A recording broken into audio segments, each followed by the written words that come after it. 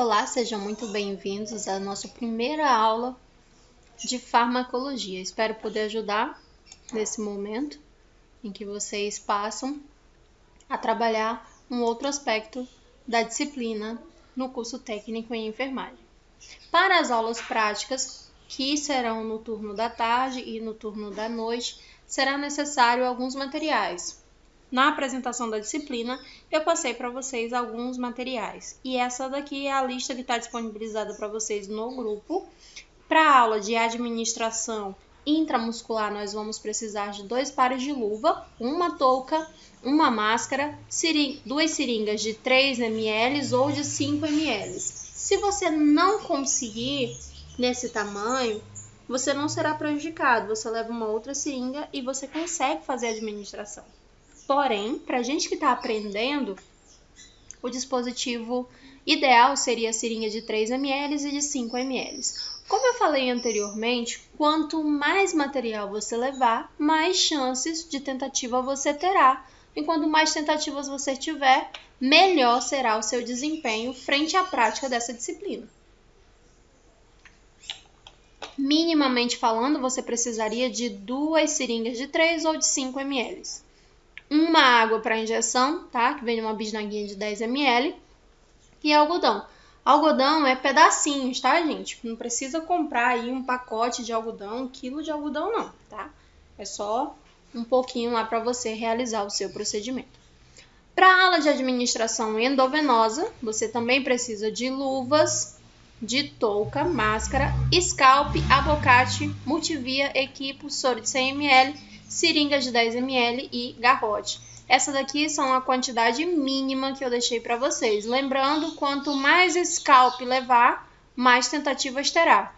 Quanto mais abocate levar, mais tentativas terá. Quanto mais seringas de 10 ml para preencher aqui o scalp, melhor para você, tá bem? Então, quanto mais material você tiver, mais você vai realizar tentativas dos seus colegas.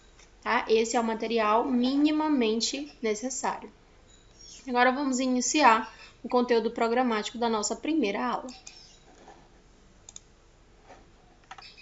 Quero conversar com vocês, sobre os tipos de acesso e o cálculo de gotejamento do soro, explicando aí a forma que vocês vão utilizar para responder aquele exercício que eu já mandei para vocês no grupo.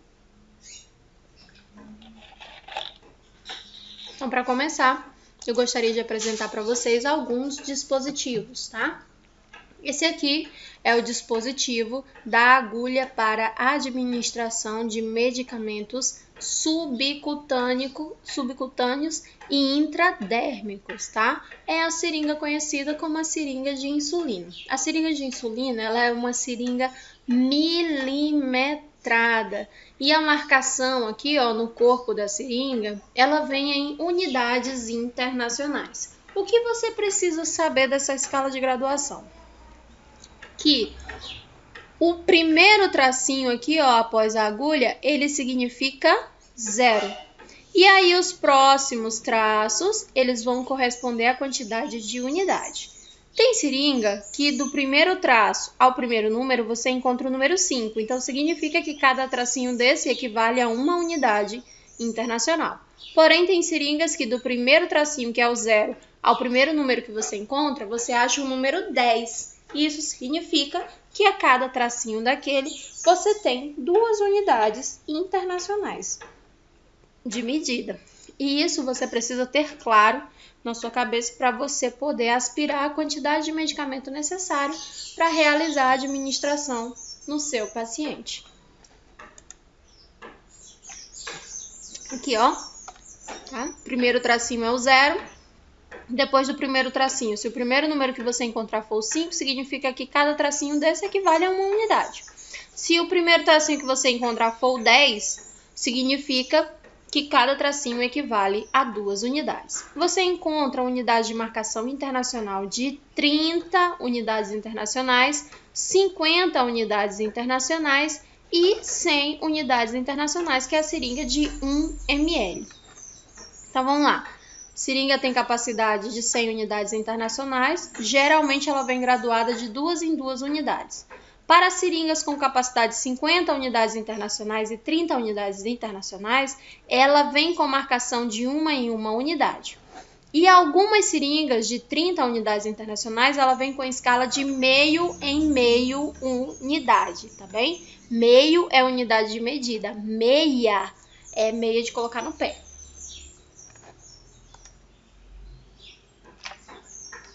E aí nós precisamos saber quais são os tipos de insulina. Isso aqui é inadmissível que um técnico de enfermagem não saiba.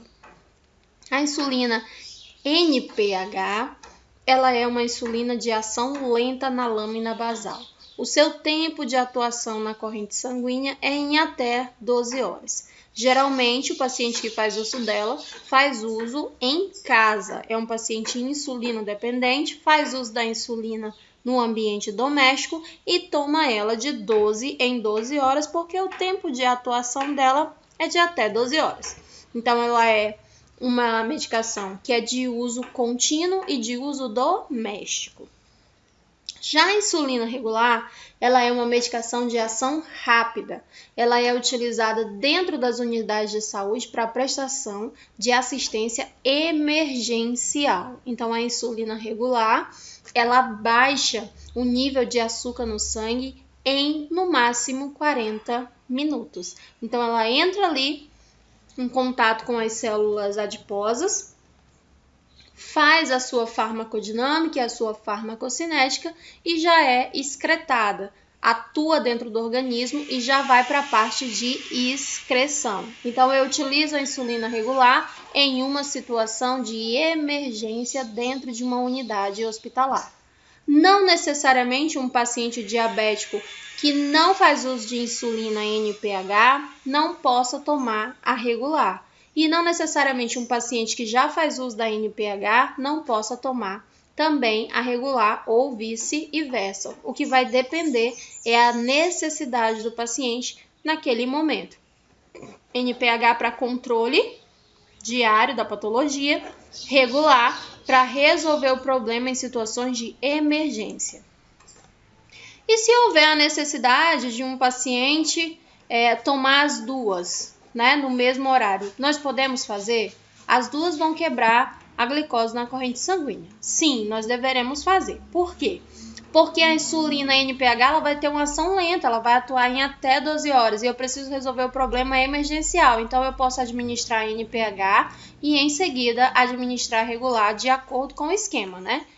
A quantidade de açúcar no sangue requer uma quantidade de administração de insulina. Quem prescreve isso é o médico. As seringas que a gente encontra para trabalhar disponíveis na rede de atenção básica, secundária e terciária. Seringas de 1 ml, 5 ml, 3 ml, 10 ml e 20 ml.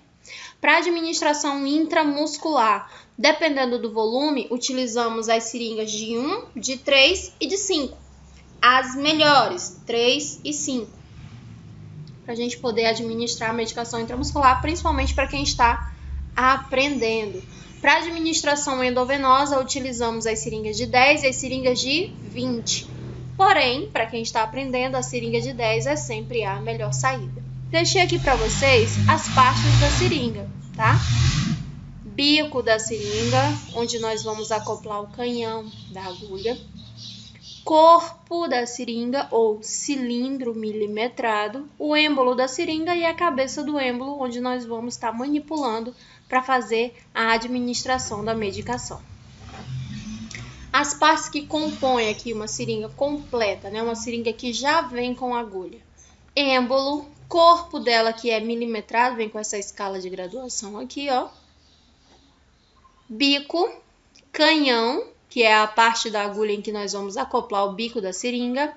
A haste, que é o comprimento dessa agulha. E o bisel, que é a ponta que perfura e corta. Então, a agulha é considerada pérfuro ou cortante. A seringa é lixo perfuro-cortante? Não, a seringa é lixo infectante. Então, quando nós estivermos lá no laboratório, caixa de perfuro-cortante, eu vou jogar o material que perfurar e cortar. Agulhas, scalp, abocate, tá? O que for de plástico, nesse caso aqui a seringa, nós vamos jogar no lixo infectante. É diferente.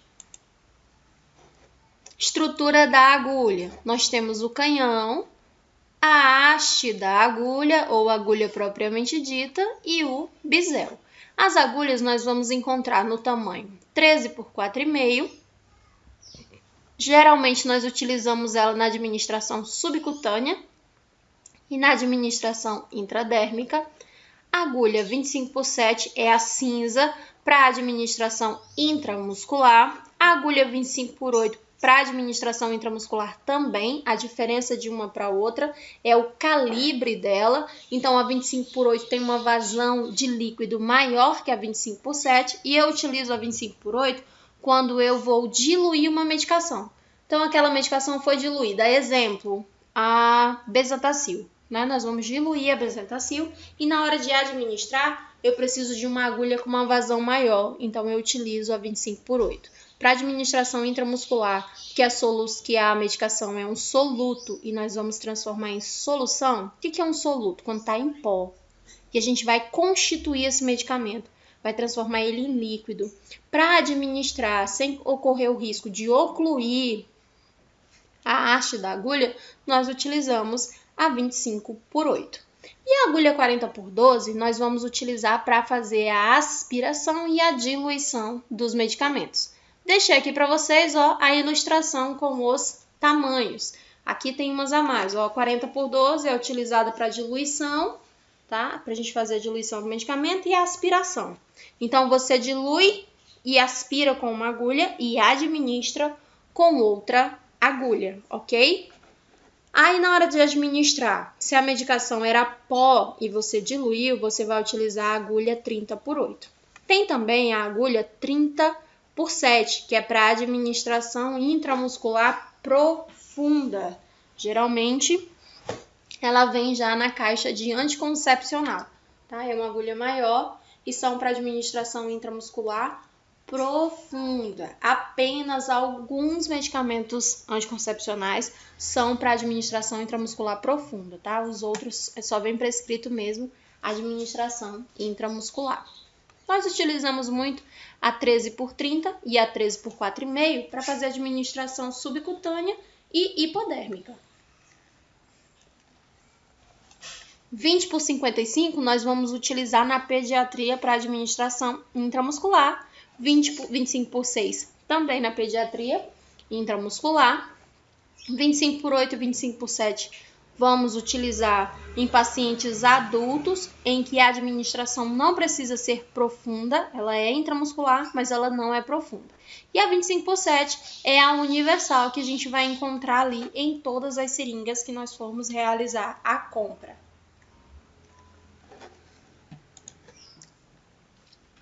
Então, vamos lá. Existem vias de administração para medicação. Uma das vias mais utilizadas é a via intramuscular, tá? A via intramuscular, depois da via endovenosa, é a via de depósito medicamentoso mais utilizada. Então, vamos lá. Ela é para ter um depósito de medicamento dentro do tecido. Então, o mecanismo de ação do medicamento é diferente de acordo com a via que ele é administrado. Vamos a uma situação hipotética em que você está com sintoma de cefaleia, que é a dor de cabeça. Você chega na unidade, o médico te avalia e prescreve para você um analgésico. Esse analgésico, ele prescreve a mesma quantidade e o mesmo analgésico em vias diferentes. Mas como, professor, é isso? Vamos dizer que ele prescreveu para você dipirona, 1 grama intramuscular. Dipirona, 1 grama endovenoso. Essa é a sua prescrição. Mas eu vou tomar 2 dipirona, professora? Sim. Na via endovenosa, a excreção é mais rápida. O efeito dela é mais rápido, ele já cai direto na corrente sanguínea, vai ser sintetizada pelo organismo e excretada pelo rim logo em seguida. Vias de excreção: suor, lágrimas, saliva e diurese. E geralmente nós eliminamos mais pela diurese ou pelo suor. Aí a administração intramuscular entra onde, professor? Por que eu vou tomar as duas se eu já tomei a dipirona na veia e eu já melhorei porque foi bem rapidinho? Exatamente, porque esse médico não quer que o sintoma volte. Aí ele faz a mesma medicação de depósito no teu organismo, tá? Então, toda vez que o teu organismo sinalizar a cefaleia, ele tem um depósito inteligente dentro de um músculo, ele vai lá, busca um pouquinho da droga, sintetiza, joga na corrente sanguínea e o teu corpo metaboliza e, consequentemente, excreta. Então, essa é a intenção de fazer um depósito no teu organismo e o seu organismo utilizar isso de maneira inteligente. Então, o efeito da intramuscular, ele é mais lento, porém, ele é mais prolongado. Quanto mais rápido o efeito, mais rápido a excreção e mais rápido a eliminação, ok? Essa é a diferença. Já pensou se as mulheres que tomam anticoncepção não injetáveis, elas tivessem que tomar todo dia uma dose? Não é assim. A gente faz um depósito mensal, trimestral ou semestral. E assim várias outras medicações, mas o exemplo do anticoncepcional é o que é mais palpável aqui para todos nós. Saiu uma nova resolução da Anvisa, que está no livro de Harry Potter. Ele coloca o seguinte: a administração do medicamento intramuscular não pode ser realizada no deltoide. Eita, professor, espera aí, todo mundo administra a medicação no deltoide. Como é que é isso? Antes me falaram que era até 3 ml. Verdade. Antes de 2017, a gente aprendia o seguinte: a medicação tem até 3 ml? Então administra no deltoide. Se ela tiver mais de 3 ml, aí você aplica no glúteo máximo. Era essa a indicação. Depois de 2017, trouxeram ali uma nova resolução e essa resolução indica que a administração intramuscular no deltoide fica apenas para vacinas. Então, a administração no deltoide é só vacina. Não pode mais administrar medicamento. Professora, mas por que nas unidades ainda as pessoas continuam aplicando? Porque as pessoas têm dificuldade com tudo que envolve reciclagem profissional. E eu espero que vocês não sejam mais um, né? Terminou o curso técnico aí, esquece da vida, esquece de estudar e vai fazer sempre o que alguém disse que você deveria fazer. Então, eu vou passar a técnica para vocês no laboratório da administração intramuscular, tanto no deltoide quanto no ventroglúteo ou no glúteo máximo, vai depender de vocês. Existe uma marcação, né? Vocês acabaram de fazer a anatomia. Então, a gente já conhece a clavícula e conhecemos aqui o úmero.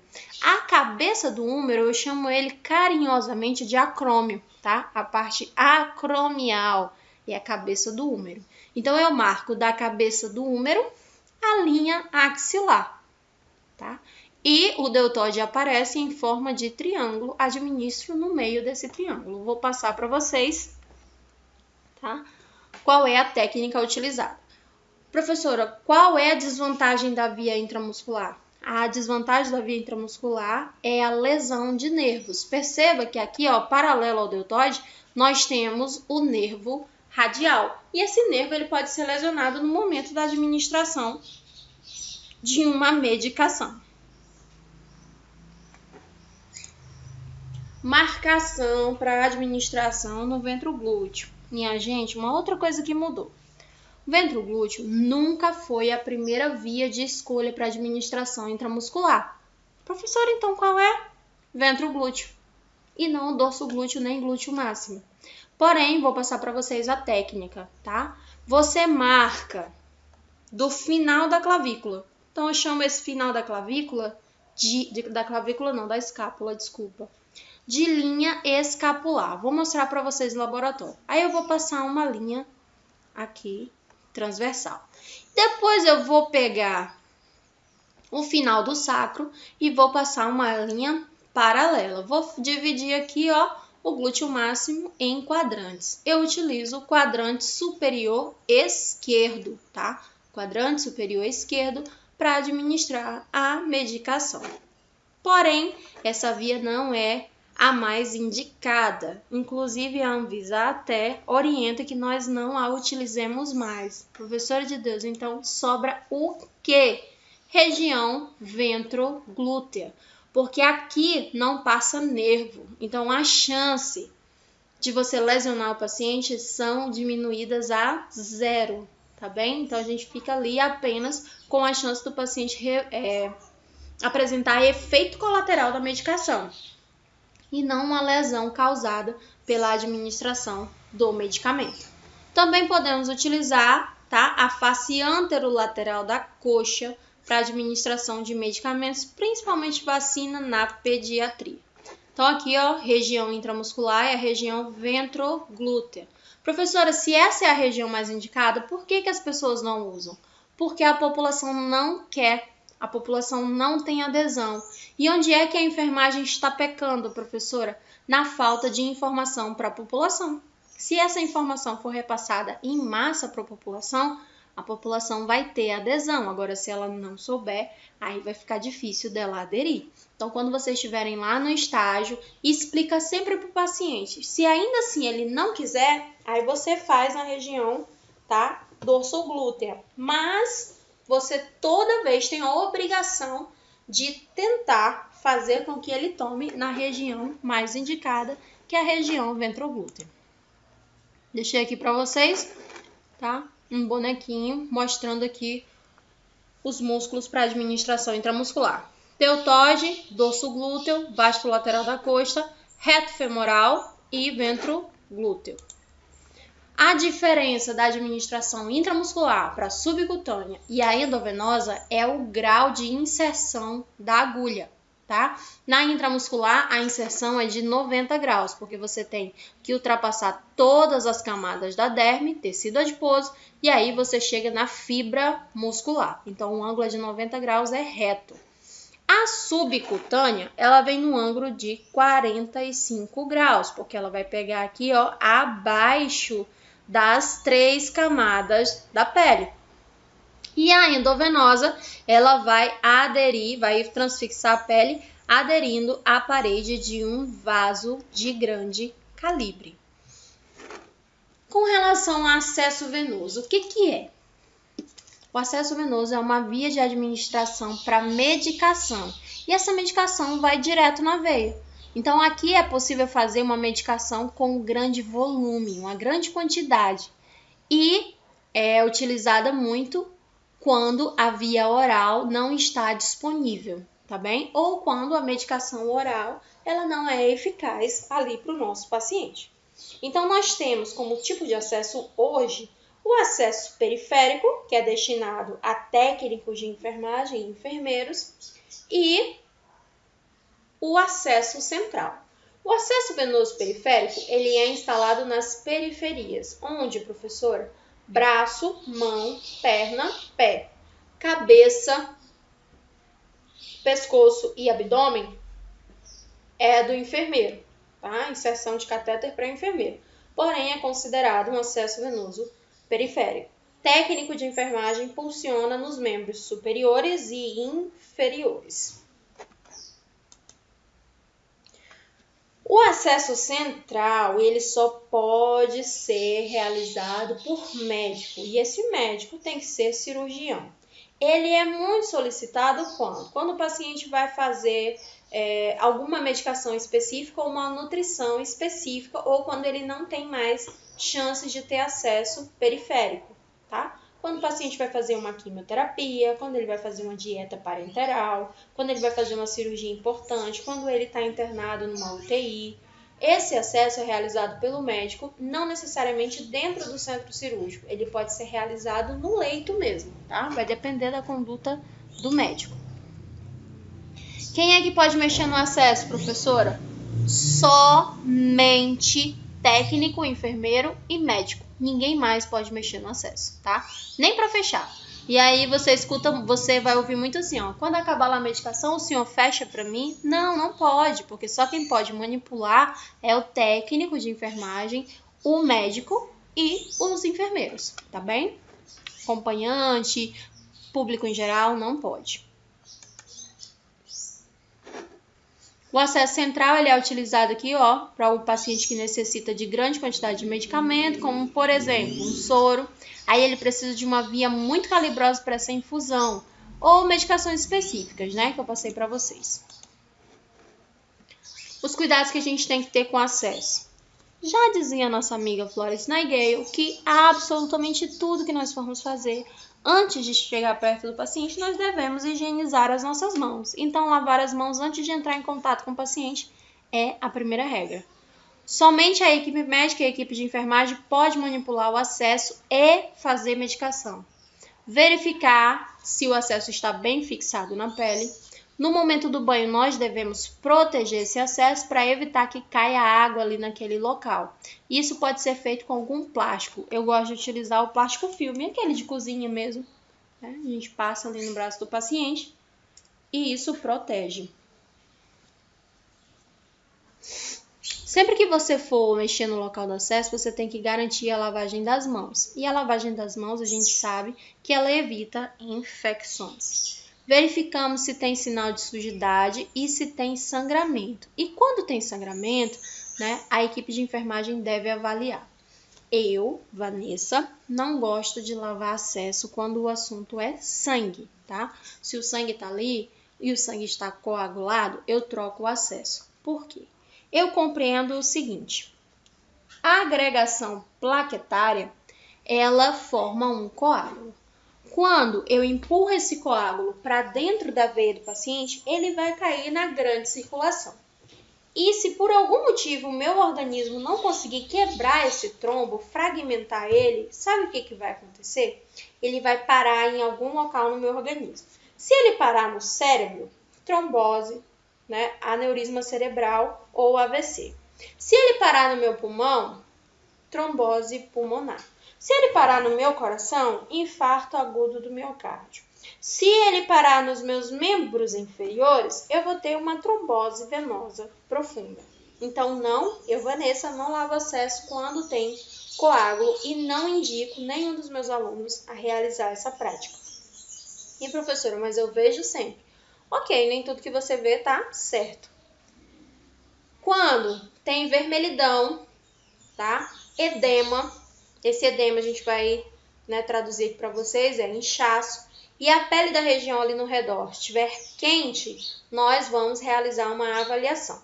Esses sinais indicam infecção e essa infecção recebe o nome de flebite. Flebite é uma infecção na veia. Nós devemos trocar o acesso imediatamente. E outra situação que a gente deve trocar o acesso imediatamente. Quando o paciente ele diz que tem dor durante a infusão de alguma medicação. Ou até mesmo quando não está sendo infundido nada. O paciente está em repouso, a gente não está administrando nada e o paciente relata dor no acesso. Então, a gente deve fechar o registro do equipe imediatamente e deve realizar a troca do mesmo. Dificuldades que a gente encontra aqui no acesso venoso, né?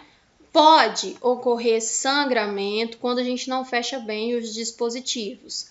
Possibilidade desse acesso sair quando a gente não consegue fixar direito. Porta de entrada para a infecção. A pele é o maior órgão do corpo humano.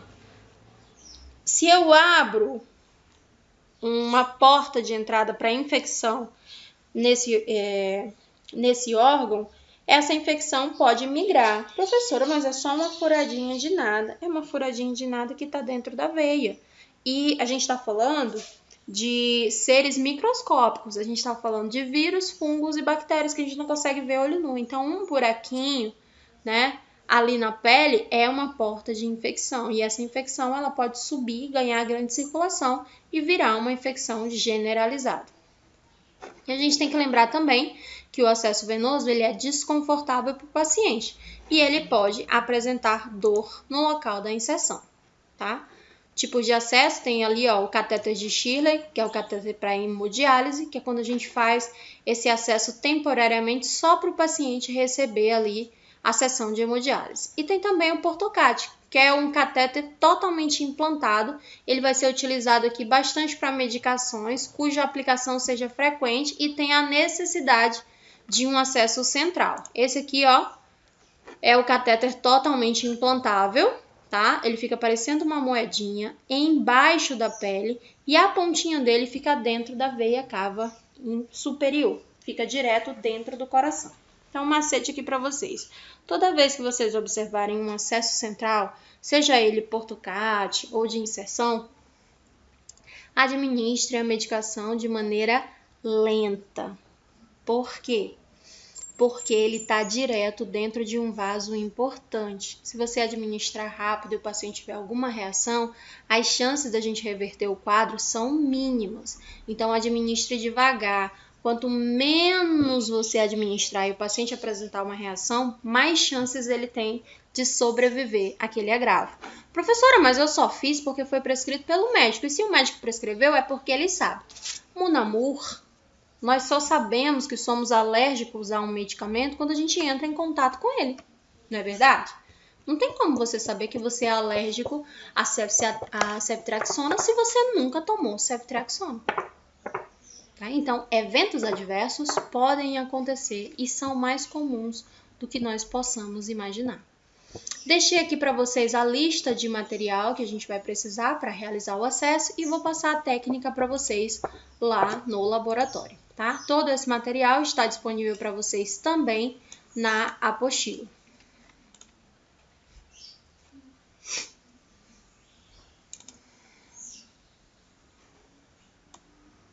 Depois do acesso realizado, nós devemos fazer uma avaliação, né?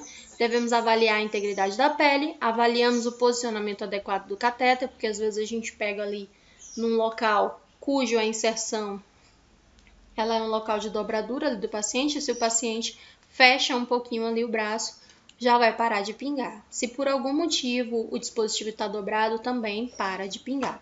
Avaliamos se o calibre do catéter é adequado para o que a gente vai estar realizando. Avaliamos a permeabilidade da veia, tá? Se o acesso tem fluxo e refluxo, vou mostrar para vocês como é que faz o teste. Avaliamos se tem hiperemia, tá? Que é quando o local de inserção fica vermelho, se tem dor e se tem inchaço, que são os sinais flogísticos que indicam infecção. E avaliamos se a nossa fixação está adequada. Todo risco envolve uma tomada de decisão, tá? Quando você vai realizar um acesso, você garroteia próximo ao momento que você vai furar. Porque se você garrotear e ficar procurando ali um vaso por muito tempo, você está cortando o fluxo sanguíneo para aquele membro. E pode ocorrer uma apóxia, que é morte celular. Então, observe se o garroteamento não está excessivo. Se estiver excessivo, solta o braço do paciente. Pode ocorrer flebite, né? Para isso, a gente observa a evolução e anota no prontuário. E se estiver acontecendo, a gente deve elevar o membro. O que pode acontecer também? Você pode transfixar o vaso. Então, você passa pela veia. E aí, essa veia vai extravasar, vai sangrar, vai soltar sangue ali para dentro do tecido e isso pode gerar um hematoma. Quando isso acontece, a gente faz uma compressão no local. E se houver algum extravasamento de líquido, né, formando ali um hematoma, a gente faz, além da compressão, a gente eleva o membro e faz uma compressa com bolsa quente para eliminar, tá, qualquer adversidade aí no nosso paciente.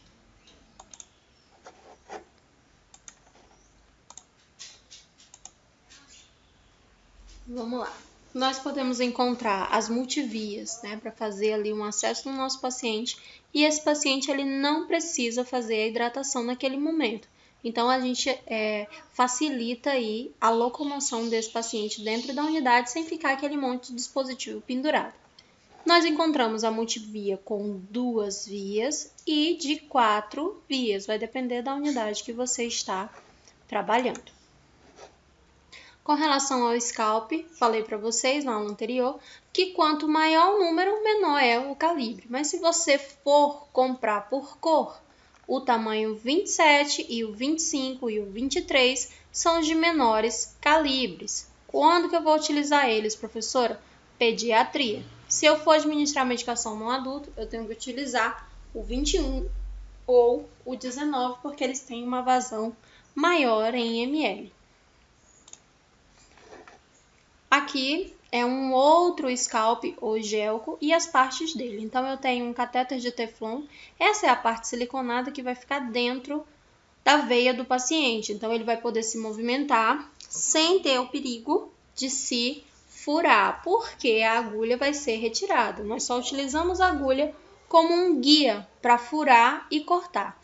Depois que a agulha fura, vem um pouquinho de sangue aqui, ó, na tampa ou no filtro. Então, eu já sei que está dentro do vaso, eu só coloco o catéter de Teflon para dentro da veia e prontinho, retiro a agulha e acabou a confusão.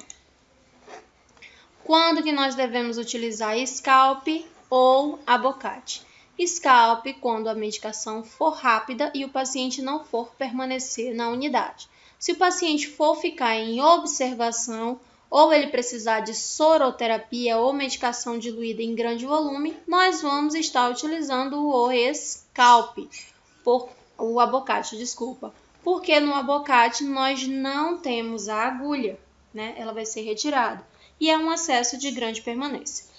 Segundo a Anvisa, esse acesso pode ficar por até 72 horas dentro do braço do paciente, desde que ele não apresente sangramento, sujidade e sinais flogísticos e nem o paciente relate dor. Aqui no estado do Acre, a CCIH, que é o Controle de Infecção Hospitalar, ele disse o seguinte: nós devemos trocar o acesso a cada 72 horas, independente desse acesso estar pérvio ou não. Porém, existe uma nova resolução, tá, da Anvisa, tá lá no livro de Harry Potter.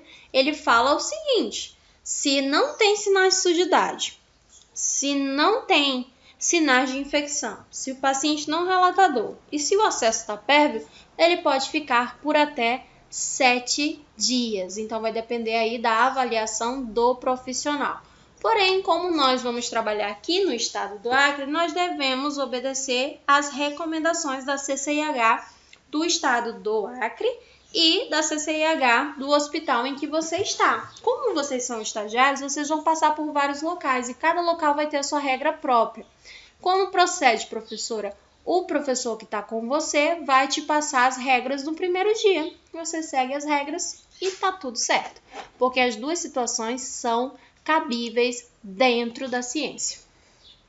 Aí aqui deixei para vocês, ó.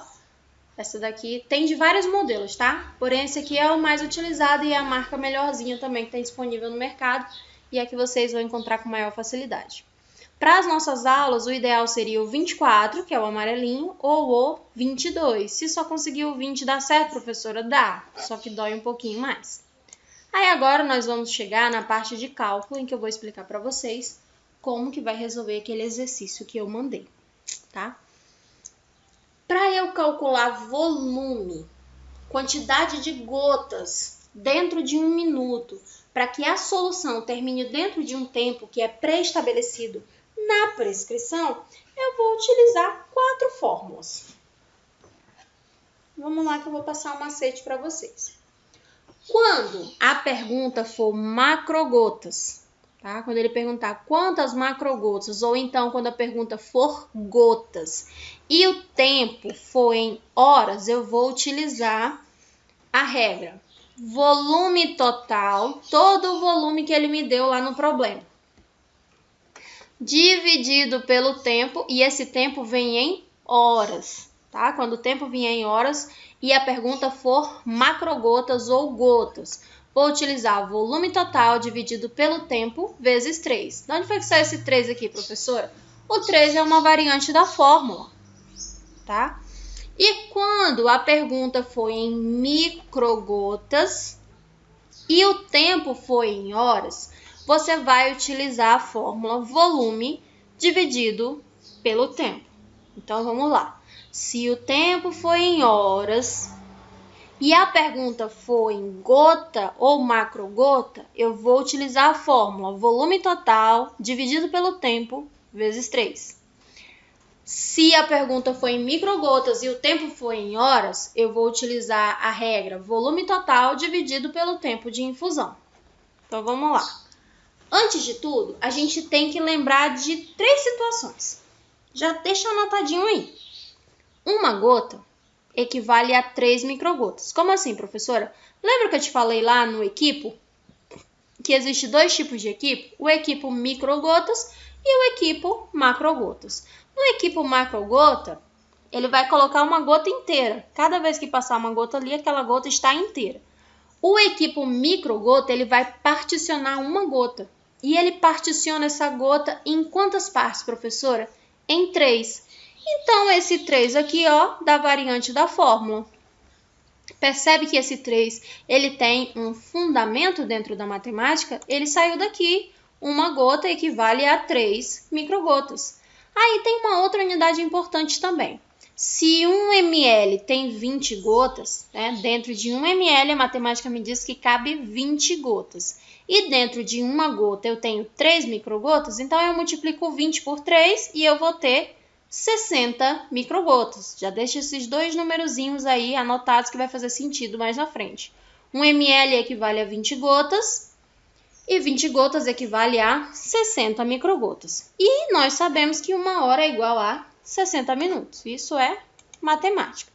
Aí vamos lá. Acabei de falar para vocês, né? Quando se trata de um equipro macrogotas e o tempo foi em horas, nós vamos utilizar a fórmula. Volume dividido pelo tempo vezes 3. Professora, essa fórmula aí está diferente da anterior. Só está diferente a escrita, meu bem, é a mesma coisa. Trago para vocês duas formas de realizar sempre para que você escolha qual é o autor que mais apraz o seu conhecimento. Então, você pode grafar dessa forma e você pode grafar dessa forma. Eu prefiro, quando eu estou fazendo os meus trabalhos, grafar desta forma. Então, eu vou pegar o volume total, que ele vai me dar no problema, tá lá no exercício de vocês vários problemas, pego o volume total. Professor, o que é volume? Lá tem tanta letra, tanta sigla. O que é volume? Volume é tudo que vem em ml, unidade de medida. Se vier em ml, é volume. Então, eu pego tudo que é ml lá e junto, e vai ser o meu volume total. Aí, eu vou dividir pelo tempo vezes 3. Quando eu tenho uma multiplicação e uma divisão, a matemática diz que eu tenho que resolver primeiro a multiplicação. Então, vamos ver se a gente entendeu? Deixei aqui um exemplo para vocês e esse exemplo também está na apostila tal e qual está aqui. Exemplo. Eu tenho uma prescrição médica de soro glicosado. Não se apegue nesse primeiro momento ao que está sendo prescrito. Se apegue aos volumes, que aqui a gente está falando de matemática. Vamos se apegar ao volume? Volume é o que vem em ml. Então, eu tenho que pegar aqui o 5%, tenho que pegar o 500 ml. Tem mais alguma coisa aqui em ml nesse problema? Não, não tem. Então, tá aqui o meu volume já. O volume total é 500 ml. E ele vai ser infundido em quanto tempo? 4 horas. Eba! Já me deu aqui duas informações importantes. Me deu o volume total e me deu o tempo. E esse tempo está em horas. Aí, agora eu vou ver qual é a pergunta que ele está fazendo.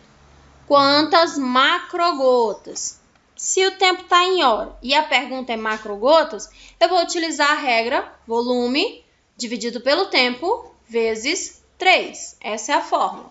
Então, vou pegar 500 ml aqui no volume, 4, que é o tempo em horas que essa solução tem que correr, e vou multiplicar por 3. De onde foi que saiu esse 3, mulher? Da variante da fórmula. Se eu tenho multiplicação e divisão, eu resolvo primeiro a multiplicação. Então, repete o volume e divide para 12. Por que 12? Porque 4 vezes 3 é 12. Então, eu vou ter aqui de resultado 41,6. Aí, a regra da matemática disse o seguinte. Toda vez que eu tenho uma casa depois da vírgula e essa casa é igual ou maior que 5, eu arredondo para mais. Quando eu arredondo para mais, eu tenho que utilizar um sinal de aproximadamente. Qual é o sinal de aproximadamente na matemática, professora? Em cima desse igual, a gente vai colocar o sinal tio, tá? Lembra do tio, aquele acento ortográfico? Tiozinho ali, aquela cobrinha? Então, a gente vai colocar ele aqui em cima. Aproximadamente 42 gotas por minuto. Nunca, jamais esqueça de responder a pergunta. Tá? Qual é a pergunta? Quantas macrogotas serão infundidas por minuto para que o volume termine dentro do tempo pré-estabelecido?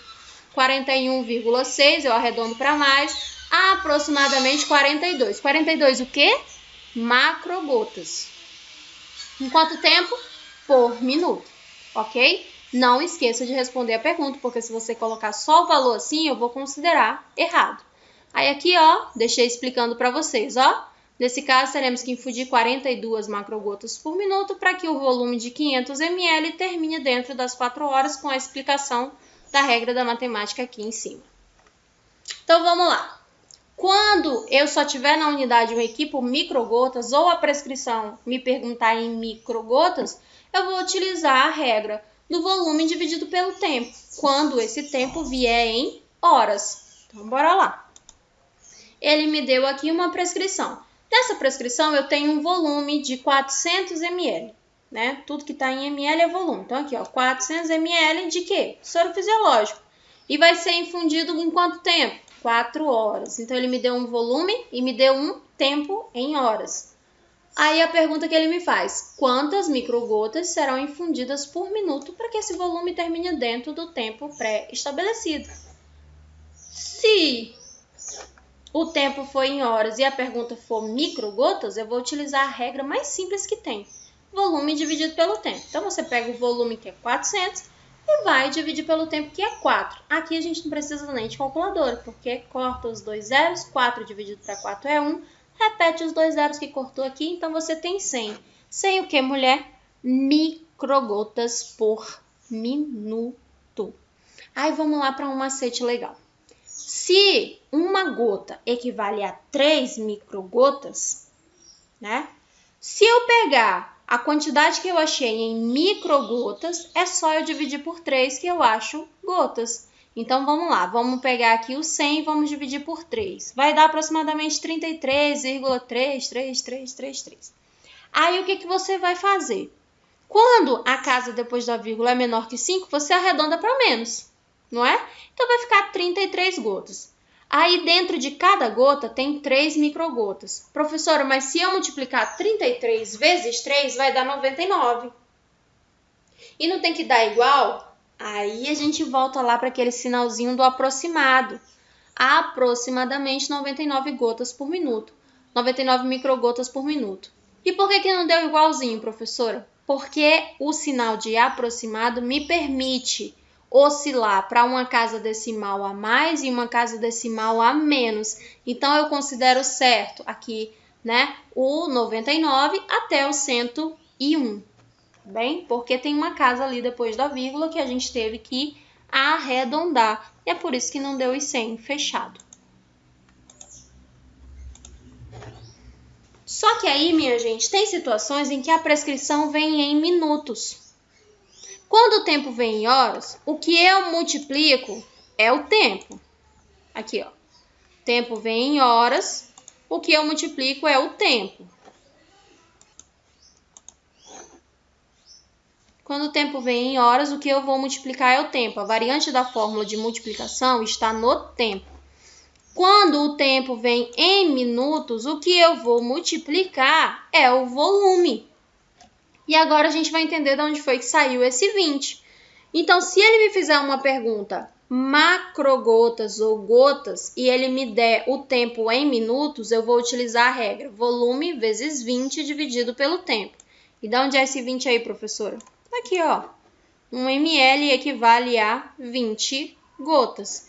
Então, se o tempo for em minutos e a pergunta for em gotas, eu vou utilizar a fórmula volume vezes 20 dividido pelo tempo. Se a pergunta for em microgotas e o tempo vier em minuto, eu vou utilizar a fórmula volume vezes 60 dividido pelo tempo. E de onde foi que saiu esse 60, professora?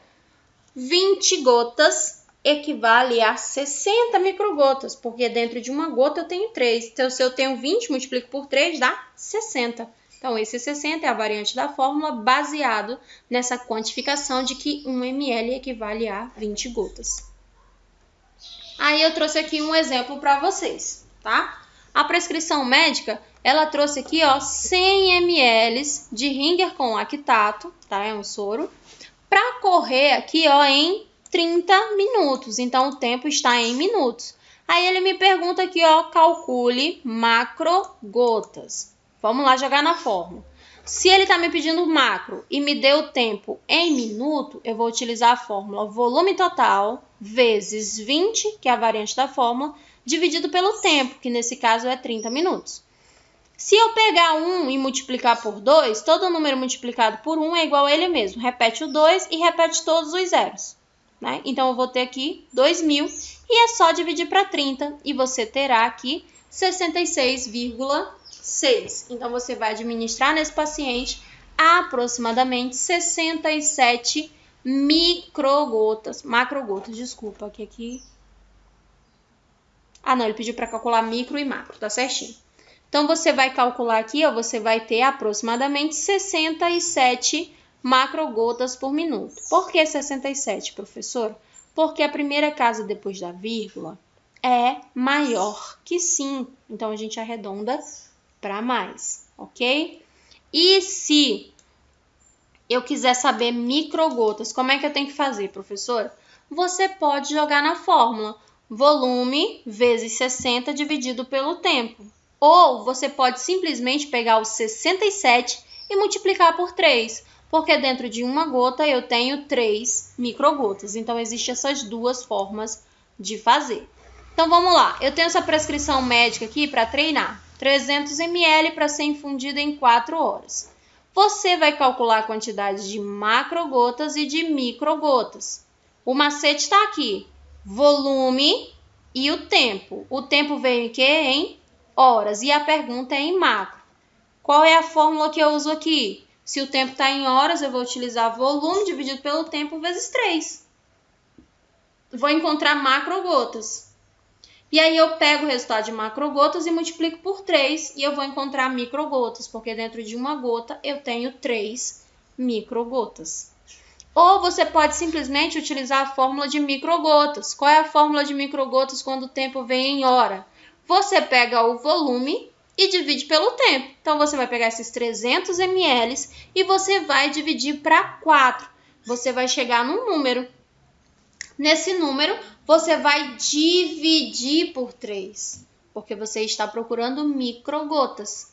Professora, não quero. Eu quero usar a fórmula mesmo, de macro e de micro. Então, ok. Pega os 300, que é o volume total, divide por 4 vezes 3. Você vai encontrar macrogotas.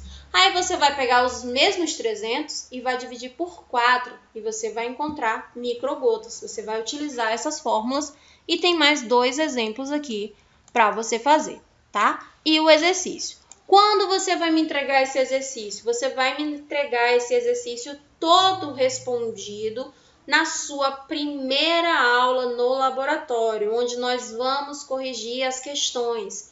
Por favor, tentem fazer. A explicação está na apostila, tá bem? E também nessa aula aqui. Anota onde você não conseguiu entender e eu vou tirar sua dúvida a partir daí. Porque se você chegar no laboratório dizendo que não entendeu nada, eu não tenho como repor a aula. Eu preciso que você me diga exatamente o que você não entendeu e a partir daí eu tiro a sua dúvida. Porém, tente fazer o exercício. Mais que isso, faça o exercício. Tenham todos uma ótima noite e até o nosso próximo encontro.